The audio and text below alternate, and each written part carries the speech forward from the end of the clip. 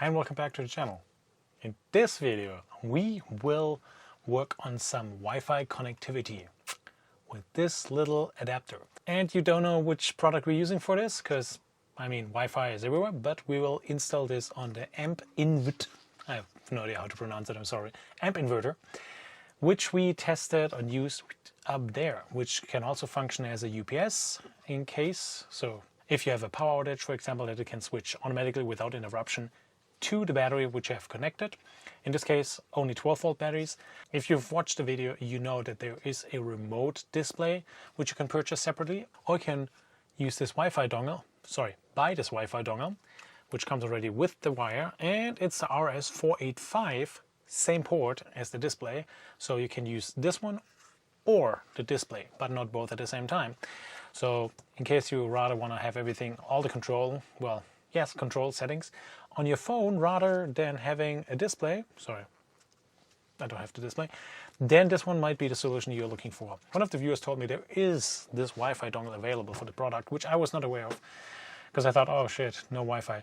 But there is this Wi-Fi connectivity, and I would love to see some firmware updates. Well, I don't know if that's possible with this one, but it has Wi-Fi connection even through cloud, it says. So that means when you're somewhere on the road, you can even connect via the app with this dongle connected to your home Wi-Fi or LAN Wi-Fi or whatever you have, and you can change settings on your AMP inverter.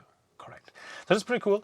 Let's get started with how to connect it. Well, there's one wire, and how to set it up on my phone, because I think those two things are the most important to understand how it works. I hope this is a pretty short video, just an update to the AMP inverter I did recently. Please feel free to watch it. I don't want to go into the details what's happening and doing with it, but it's right over there. And as you remember, it is kind of a competitor to the Victron Multiplus 2, because it has this UPS functionality. Maybe it's more light in terms of functionality and stuff like that, and it's maybe lacking on a couple of things, but it's also half the price. All right, let's get over there. Hope you can remember that's the inverter. It's off at the moment. This is the battery, the 12-volt side. And what I am going to do is pretty simple, because this Wi-Fi dongle does come in 3 pieces. The wire itself, or the patch cable, whatever you want to call it, the dongle, and the antenna, which I already screwed on. So connect it, plug it in. It doesn't matter which direction or orientation.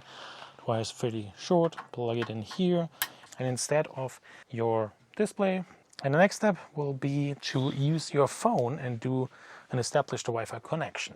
I want to make you aware of one thing.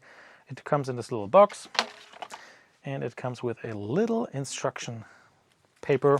We call it like that. It's a folded paper. And it does describe, first of all, a couple of things like the specification. It only works with 2.4 gigahertz Wi-Fi, by the way, so make sure you have that. And it also shows you somewhere, or tells you the app you have to download. So we will be using the Lucky PV app. It's written over here in use tutorial. It gives you kind of instructions. So I can tell you already from experience, I did struggle with that a little bit too much. It took me a little bit longer than I actually anticipated it would take me. So that was a bummer. Reason for that, I do have a Wi-Fi which, I guess, that's my guess. I have a Wi-Fi which uses 5 gigahertz and 2.4 gigahertz in one. I don't know if that's an issue I had. I opened a guest Wi-Fi just for that reason, and it didn't work. And at the end, what I did, I renamed the guest Wi-Fi, because I have an underscore in my Wi-Fi name. I renamed it, and I think afterwards it did work. I have just letters and numbers in the password. That's my conclusion. I don't know if it's the case, but I think that solved my issue. But we'll start with opening the Lucky PV app. And usually you would see here in device management, you would add a device, you would see this scan button, then you would hit scan, going to the device itself, and then you scan it like so. At one point it should just scan it, there we go. But I have already connected it, so that means I can see it here, but I can show you going to the Wi-Fi. So it would look like this, and here I blurred out the SSID. You would use the Wi-Fi and your password here, and then you would leave broadcast. You would also leave the device number and then say confirm. And then it takes a while, and hopefully it just established a connection. If it doesn't, it says something like distribution, something network fail or whatever. Then you can try to do it with multicast. As mentioned, I had to do multiple times. It took me definitely multiple hours to change my network configuration, everything else, before I was able to connect it. And fortunately, at one point it did work. So that's about this. And let me start it up. I'm placing it up there, starting the entire device. And at the moment you can see there's nothing connected. Of course you needed to start the inverter that is connected. And now we can already see that I do have, I think it's not connected to grid at the moment. I can see the battery status over here, and also to make you aware of, when there's no Wi-Fi connection established, the local was green on all the time. Cloud was blinking way quicker, two blinking blue within a second, I think it said. Right now it's connected and shows here it's connected, and the cloud is blinking very slow. And let me connect the grid. So it takes a second before the grid comes in. Then says, here we go, AC input. And it reflects everything pretty fast in here in the app. So that is really nice. And I didn't have it running a lot, but you can see here's more details. I think it doesn't store anything in here, sadly, so there's no history. Anyhow, we can see battery status. The battery is fairly full at the moment, I believe. But it is still charging, it looks like. Yeah.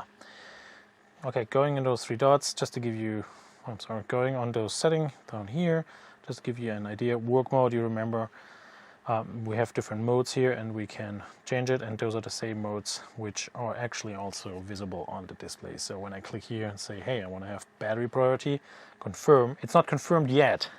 You need to hit settings up there in the right corner, and that's when it saves it. I don't know why it's setting instead of save or confirm, because you confirm here and then you have to click setting. Keep that in mind, it's just a language barrier, I think, here, which is wrong. As well as you have all those customizations on the battery type, charging voltage, pretty much everything you have on the display as well, but it's way easier here. One thing I did not encounter, I have no idea what it means. Switch on and off. I don't know what it means and what it does. I changed it multiple times and it doesn't do anything. So if you have an idea what it is, let me know in the comments below. Maybe there's something I'm not aware of, maybe a different mode I need. The warning tone is off, I don't like it. And then we have the Wi-Fi distribution again. So that's pretty much it. There's not a lot more to do. With messages, alarms, there's nothing in it.